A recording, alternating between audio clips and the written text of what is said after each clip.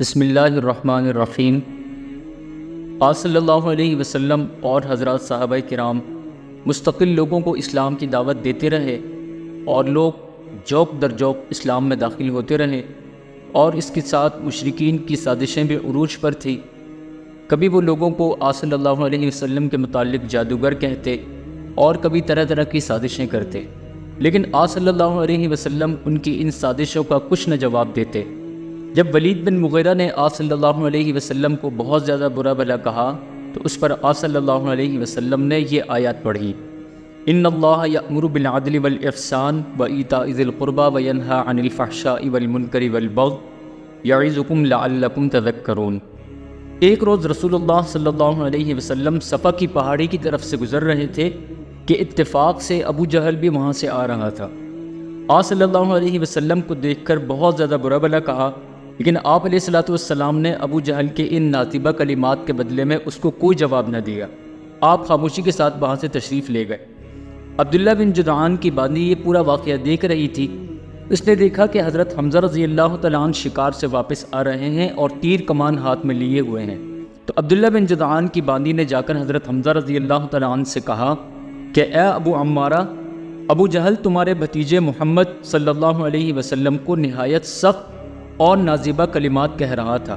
اور ان کو پریشان کر رہا تھا۔ حضرت حمزہ رضی اللہ تعالیٰ عنہ نے جب اس باندی کی بات سنی تو حضرت حمزہ رضی اللہ تعالیٰ عنہ کی غیرت جوش میں آ گئی۔ وہیں سے ابو جہل کی تلاش میں روانہ ہوئے۔ حضرت حمزہ رضی اللہ تعالیٰ عنہ کا یہ معمول بھی تھا کہ جب شکار سے واپس تشریف لاتے تو سب سے پہلے حرم میں حاضر ہوتے۔ اسی معمول کے مطابق آپ حرم شریف میں پہنچے تو دیکھا کہ ابو جہل قریش کی ایک جماعت کے ساتھ بیٹھا ہوا ہے۔ آپ نے پہنچتے ہی اس کے سر پر اتنے زور سے کمان ماری کہ اس کا سر زخمی ہو گیا، اور اسے کہا کہ تو محمد صلی اللہ علیہ وسلم کو برا بھلا کہتا ہے، ان کو سب و شتم کرتا ہے، گالیاں دیتا ہے، میں خود ان کے دین پر ہوں۔ بعض حاضرین مجلس نے چاہا کہ ابو جہل کی حمایت کے لیے کھڑے ہوں، لیکن ابو جہل نے خود ہی سب کو روک دیا اور کہا کہ آج ان کے بھتیجے کو بہت برا بھلا کہہ کر آیا ہوں، اس لیے حمزہ رضی اللہ تعالیٰ عنہ کا کہنا بالکل صحیح ہے، ان کو ان کے حال پر چھوڑ دو۔ بعض حاضرین مجلس نے حضرت حمزہ رضی اللہ تعالیٰ عنہ سے کہا کہ اے حمزہ کہ تم بھی بد دین ہو گئے ہو۔ حضرت حمزہ رضی اللہ تعالیٰ عنہ نے فرمایا کہ مجھ پر رسول اللہ صلی اللہ علیہ وسلم کی حقانیت اور صداقت بہت اچھے انداز میں کھل گئی ہے۔ میں گواہی دیتا ہوں کہ آپ صلی اللہ علیہ وسلم اللہ کے رسول ہیں اور آپ جو فرماتے ہیں وہ سراسر حق ہے، میں کبھی بھی اس سے باز نہیں آؤں گا، تم لوگوں سے جو ہو سکتا ہے کر گزرو۔ یہ کہہ کر حمزہ رضی اللہ تعالیٰ عنہ واپس آ گئے۔ شیطان نے وسوسہ ڈالا کہ اے حمزہ تم قریش کے سردار ہو، یہ کیا کر رہے ہو اور تم اپنا دین کیسے چھوڑ سکتے ہو، اس سے تو مر جانا بہتر ہے۔ شیطان کے اس وسوسے سے حضرت حمزہ رضی اللہ تعالیٰ عنہ کے دل میں کچھ شکوک و شبہات پیدا ہوئے۔ حضرت حمزہ رضی اللہ تعالیٰ عنہ فرماتے ہیں کہ میں نے اللہ رب العزت سے دعا کی، اے اللہ اگر یہ حق ہے، یہ ہدایت ہے تو اس کی تصدیق میرے قلب میں ڈال دے، ورنہ اس سے نکلنے کی میرے لیے کوئی صورت پیدا فرما دے۔ آپ رضی اللہ تعالیٰ عنہ پوری رات اسی بے چینی اور اضطراب میں گزار دی، ایک لمحے کے لیے بھی آنکھ نہ لگی اور اسی بارے میں سوچتے رہے کہ آیا کہ محمد صلی اللہ علیہ وسلم کا دین حق ہے یا نہیں۔ اسی بے چینی اور اضطراب میں پوری رات گزر گئی تو پھر حرم میں حاضر ہوئے اور نہایت تضرع، عاجزی اور انکساری سے اللہ سے دعا مانگی، اے اللہ میرا سینہ حق کے لیے کھول دے اور اس میں جتنے بھی شکوک و شبہات ہیں سب کو دور فرما دے۔ آپ رضی اللہ تعالیٰ عنہ ابھی دعا ختم ہی کرنے نہ پائے تھے کہ ایک دم تمام خیالات، شیطانی وساوس حضرت حمزہ رضی اللہ تعالیٰ عنہ فرماتے ہیں کہ میرے دل سے نکل گئے، میرا دل صاف ہو گیا۔ پھر میں صبح ہوتے ہی آپ صلی اللہ علیہ وسلم کی خدمت میں حاضر ہوا اور تمام واقعہ عرض کیا۔ آپ صلی اللہ علیہ وسلم نے میری استقامت اور اسلام پر قائم رہنے اور ثابت قدمی کی دعا فرمائی۔ ایک روایت میں ہے کہ حضرت حمزہ رضی اللہ تعالیٰ عنہ جب آپ صلی اللہ علیہ وسلم کی خدمت میں حاضر ہوئے تو فرمایا کہ یا رسول اللہ صلی اللہ علیہ وسلم میں گواہی دیتا ہوں کہ آپ اللہ کے سچے نبی ہیں، اور میں آپ کو پہچان کر اور حق کے ساتھ اس بات کی گواہی دیتا ہوں۔ اور اس کے ساتھ یہ فرمایا کہ اے میرے بھتیجے آپ اپنے دین کو علی الاعلان ظاہر فرمائیے، دین اسلام کی کھلم کھلا تبلیغ کیجیے۔ خدا کی قسم مجھ کو دنیا اور دنیا میں جو کچھ ہے یہ سب کچھ بھی مل جائے تب بھی میں آپ کا دین چھوڑ کر دوسرے دین کو اختیار نہیں کروں گا۔ قریش نے جب یہ دیکھا کہ حضرت حمزہ رضی اللہ تعالیٰ عنہ بھی اسلام لے آئے اور دن بدن مسلمانوں کی تعداد تو بڑھتی ہی چلی جا رہی ہے، تو ابو جہل، عتبہ، شیبہ اور ولید بن مغیرہ، امیہ بن خلف، اسود بن المطلب اور دوسرے قریش کے بڑے بڑے سرداروں نے آپس میں مل کر مشورہ کیا کہ آپ صلی اللہ علیہ وسلم سے گفتگو کرنے کے لیے کسی بندے کو تیار کرو اور آپ صلی اللہ علیہ وسلم کے پاس بھیجو جو ان سے جا کر بات کرے۔ تو اس کے لیے عتبہ بن ربیعہ کو منتخب کیا گیا، جو کہ سحر اور کہانت میں ایک مشہور آدمی تھا۔ عتبہ صلی اللہ علیہ وسلم کے پاس آیا اور کہنے لگا کہ اے محمد صلی اللہ علیہ وسلم، آپ کے حسیب و نصیب، لائق و فائق ہونے میں کوئی تردد نہیں، مگر افسوس اس بات کے ہے کہ آپ نے تمام قوم میں تفریق ڈال دی ہے، ہمارے بتوں کو برا بھلا کہہ کر اور بہت سارے لوگوں کو اس سے دور کر دیا ہے۔ آپ ہمارے آباء و اجداد کو جھٹلا رہے ہو، اس لیے میں آپ سے کچھ کہنا چاہتا ہوں۔ آپ علیہ الصلوۃ والسلام نے فرمایا کہ ابو الولید کہو، کیا کہتے ہو؟ عتبہ نے کہا اے میرے بھائی کے بیٹے، تمہارا ان باتوں سے کیا مقصد ہے اور تم لوگوں کو کیوں سابی بنانے کے چکر میں لگے ہوئے ہو؟ تم لوگوں کو کیوں بددین کر رہے ہو؟ اگر تم کچھ چاہتے ہو اس بارے میں تو تمہاری ہر خواہش پوری کی جائے گی۔ مال و دولت چاہتے ہو تو ہم تمہیں اتنا مال دیں گے کہ تم سے بڑا کوئی امیر آدمی ہوگا ہی نہیں۔ اگر تم شادی کرنا چاہتے ہو تو بہت بڑی حسب نسب والی عورت تمہارے لیے مہیا کی جائے گی۔ عزت اور سرداری چاہتے ہو تو ہم تمہیں اپنی قوم کا سب سے بڑا سردار بنائیں گے، اور اگر حکومت ریاست چاہتے ہو تو ہم تمہیں اپنا بادشاہ بھی بنا لیں گے، اور تمہارے اوپر جو جادو کا اثر ہے ہم اس کا علاج بھی کرائیں گے۔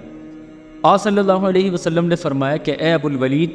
تم جو کہنا چاہتے تھے وہ کہہ چکے؟ عتبہ نے کہا کہ ہاں، جو میں کہنا چاہتا تھا وہ سب کہہ چکا۔ آپ علیہ الصلوۃ والسلام نے فرمایا کہ اب میری بات سنو، نہ تمہاری مال و دولت مجھے چاہیے، نہ تمہاری حکومت اور سلطنت، مجھے کسی چیز کی طلب نہیں، نہ میں شادی کرنا چاہتا ہوں، نہ اور مجھے کسی چیز کی طلب ہے۔ میں تو اللہ کا سچا رسول ہوں، اللہ نے مجھ کو تمہاری طرف پیغمبر بنا کر بھیجا ہے اور مجھ پر ایک کتاب نازل کی ہے، اور مجھے یہ حکم بھی دیا ہے کہ تم کو اللہ کی طرف بلاؤں اور اس بات کی بشارت بھی سناؤں اور اللہ کے عذاب سے بھی ڈراؤں کہ میں نے تم تک اللہ کا پیغام پہنچا دیا ہے، اور خیر خواہی اور نصیحت کے طور پر میں تمہیں بار بار آگاہ بھی کر رہا ہوں، اور اس سے پہلے کئی مرتبہ آگاہ بھی کر چکا ہوں۔ اس لیے تمہارے لیے سعادت اور کامیابی اسی میں ہوگی کہ میں جو دعوت دے رہا ہوں تم لوگ اس دین کو قبول کر لو، ایسا نہ ہو کہ تمہاری اس ہٹ دھرمی اور سختی کی وجہ سے اللہ کی پکڑ آ جائے۔ اللہ میرے اور تمہارے درمیان فیصلہ کر دے گا۔ تو اس موقع پر قرآن پاک کی یہ آیات نازل ہوئی، اور اس کے ساتھ آپ صلی اللہ علیہ وسلم نے سورہ حامیم سجدہ کی آیات تلاوت فرمائی۔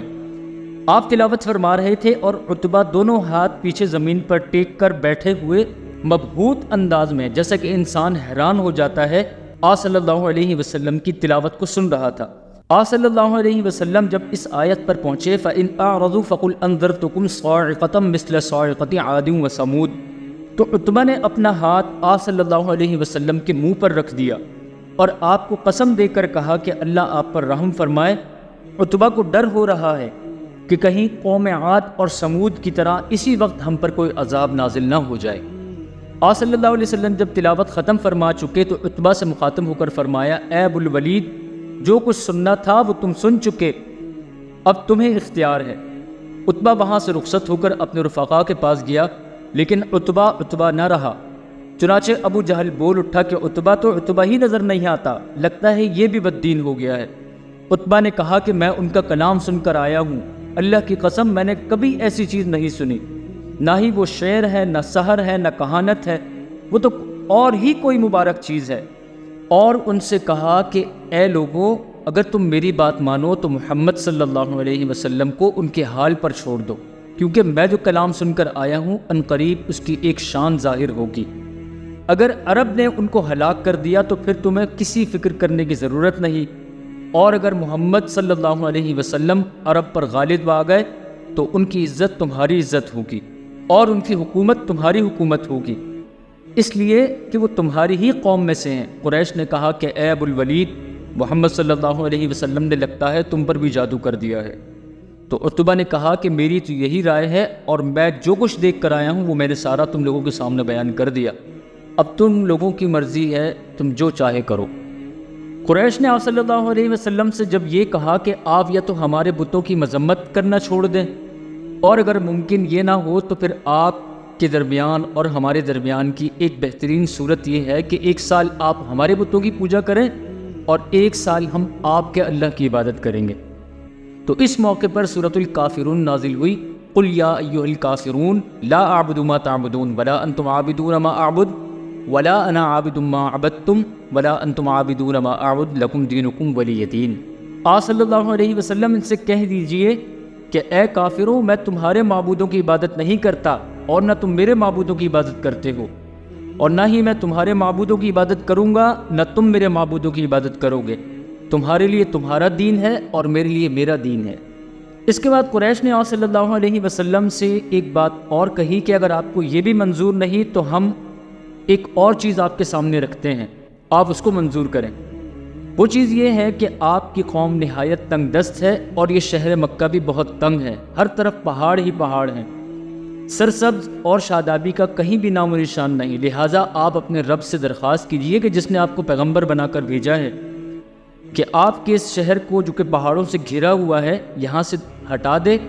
تاکہ شہر میں وسعت ہو جائے، اور شام اور عراق کی طرح یہاں پر بھی نہریں جاری ہو جائیں اور سرسبز اور یہ علاقہ بھی شاداب ہو جائے۔ اور آپ اپنے اللہ سے یہ درخواست بھی کرو کہ وہ ہمارے آباء و اجداد اور خصوصاً قصی بن کلاب کو دوبارہ زندہ فرما دے تاکہ ہم ان سے تمہارے بارے میں پوچھیں کہ تم حق پر ہو یا نہیں۔ اگر آباء و اجداد ہمارے دوبارہ زندہ ہو کر آ کر ہمیں کہیں گے کہ تم حق پر ہو تو ہم تمہاری تصدیق کر لیں گے کہ تم اللہ کے رسول ہو اور تم بالکل سچی بات کہتے ہو۔ آپ علیہ الصلوۃ والسلام نے فرمایا کہ میں اس لیے نہیں بھیجا گیا کہ میں آ کر تمہاری شرطیں اللہ کے سامنے منظور کراؤں، بلکہ مجھے اللہ پاک نے جو پیغام دے کر بھیجا ہے اور وہ اللہ پاک نے فرمایا کہ میرے بندوں تک پہنچاؤں، تو میں اللہ کا وہ پیغام تم تک پہنچا رہا ہوں۔ میری خوش نصیبی ہے کہ میں اللہ کا پیغام تم تک پہنچا رہا ہوں، اگر تم نہیں مانو گے تو میں اس پر صبر کروں گا اور پھر اللہ ہی ہمارے درمیان فیصلہ فرمائے گا۔ قریش نے کہا کہ اچھا چلے، اگر آپ ایسا نہیں کر سکتے تو آپ اپنے اللہ سے صرف اتنی ہی درخواست کر لیں، اتنی ہی دعا کر لیں کہ اللہ تعالیٰ آسمان سے ایک فرشتہ بھیجے اور وہ ہر وقت آپ کے ساتھ رہے، جو ہر جگہ آپ کی تصدیق کرتا رہے، اور اللہ تعالیٰ سے آپ یہ درخواست بھی کریں کہ وہ آپ کو باغات اور محلات سونے چاندی کے خزانے بھی عطا فرمائے تاکہ آپ کی شرافت اور آپ کی بزرگی کھلے عام سب کو معلوم ہو، ہم بھی دیکھ سکیں کہ اللہ کا نبی، اللہ پاک اپنے نبی سے کس انداز کا پیار کرتا ہے۔ ہم دیکھتے ہیں کہ آپ تو عام لوگوں کی طرح بازاروں میں جا کر اپنی ضروریات بھی پوری کرتے ہیں، آپ بالکل عام لوگوں کی طرح ہر کام کرتے ہیں، تو عام لوگوں میں اور آپ میں کوئی فرق نہ ہوا۔ آپ صلی اللہ علیہ وسلم نے فرمایا کہ میں اللہ رب العزت سے اس قسم کا کوئی بھی سوال نہیں کروں گا، میں تو بشیر اور نذیر ہوں، ڈرانے والا ہوں، خوشخبری دینے والا ہوں۔ اگر تم میری بات مانو گے تو دنیا اور آخرت میں کامیاب ہو جاؤ گے، اور اگر نہیں مانو گے تو میں صبر کروں گا اور تم تباہ و برباد ہو جاؤ گے، اور پھر اللہ تعالیٰ ہمارے درمیان فیصلہ کر دے گا۔ قریش نے کہا کہ چلو اچھا، تم اللہ تعالیٰ سے دعا مانگو کہ اللہ ہم پر کوئی عذاب ہی نازل فرما دے۔ آپ صلی اللہ علیہ وسلم نے فرمایا کہ اللہ تعالیٰ کو اختیار ہے، وہ جس پر چاہے عذاب نازل فرمائے اور جس کو چاہے مہلت دے۔ تو اس پر عبداللہ بن ابی امیہ کھڑا ہو گیا اور کہا کہ اے محمد صلی اللہ علیہ وسلم، آپ کی قوم نے اتنی باتیں آپ کے سامنے پیش کی ہیں مگر آپ نے ایک بات بھی نہیں مانی، تو اے محمد اللہ کی قسم، اگر تم سیڑھی لگا کر آسمان پر بھی چڑھ جاؤ، تم وہاں سے کھڑے ہو کر اپنی نبوت اور رسالت کا پروانہ بھی لکھوا لاؤ، 4 فرشتے بھی ساتھ لے آؤ، اور وہ 4 فرشتے ساتھ آ کر تمہاری نبوت کی علل اعلان گواہی بھی دے دیں، تب بھی ہم تمہاری تصدیق نہیں کریں گے۔ تو ان کی ان باتوں کو سن کر آپ صلی اللہ علیہ وسلم مایوس ہو کر وہاں سے اپنے گھر تشریف لے آئے۔